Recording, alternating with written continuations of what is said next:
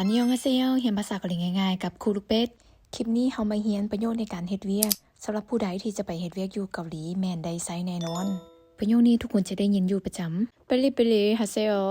เฮ็ดไวๆแน่เด้อชมบิคิเซโยหลีกทางให้แน่วิโอเมโยอันตราย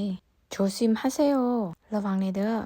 นารุตาราอุเซโยนำค่อยมาเด้อทุกคนจะเห็นว่าถ้าลงท้ายด้วยไวยากรณ์เซโยเป็นคำสั่งหรือคำห้องขอที่ชัดเจนและสุภาพแต่ถ้าว่าโบยักไซเซโยแต่ยักไซเป็นประโยคบอกเล่าในการผันคำในเวทีหนึ่งที่ครูลูกเป็ดเคยสอนไว้ก็สามารถนำมานำไซเป็นประโยคคำสั่งได้คือกันซึ่งมันขึ้นกับกิริยาท่าทางหรือสถานการณ์ในการนำไซ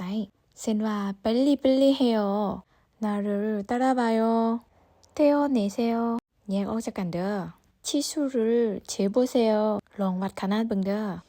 อิรอดเคฮาเซโยเฮ็ดแบบนี้เด้ออิรอดเคฮาจิมาเซโยอย่าเฮ็ดแบบนี้เด้อ한때 묶으세요. 맛เข้าใส่กันเด้อ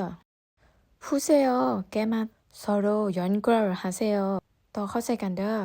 이거 좀 자르세요. 닷번한 해네. 좀 돌리세요. 문배 허법 해네. 조립하세요.ประกอบเข้ากัน 나를 도와주세요. ช่วยค่อยแน่ 이 일은 아주 급합니다. เวียกนี้ด่วนหลายลงท้ายด้วย합니다เป็นรูปแบบกลางๆเด้อ 포장해요. หรือทำไมห่อหรือแพ็คเข้าใจเสียบหรือปักปุ๊บไปถอนหรือดึง박아요ตอก 여기 뚫어져요 저번이 해네 일을 제대로 잘해요 เฮ็ดเวียกให้ดีให้ถูกต้อง 자주 결근하지 마요 อย่าคาดเวียกหลายเด้อ 잠깐 이 기기에 봐줘요 ช่วยเบิ่งเครื่องนี้ให้แน่และคนเกาหลีเวลาเลิกเวียกหรือเฮ็ดเวียกบางอย่างสำเร็จเขามักจะได้ยินคำว่าซูโกเฮซโยหรือโกเซงเฮซโยซึ่งมันเป็นคำขอบใจคำชมเชยและคำให้กำลังใจหลังเฮ็ดเวียกแล้วหรือเลิกเวียกรูปแบบสุภาพกับผู้ใหญ่จะใช้ซูโกฮาซัสไซโยหรือโกเซงฮาซัสไซโย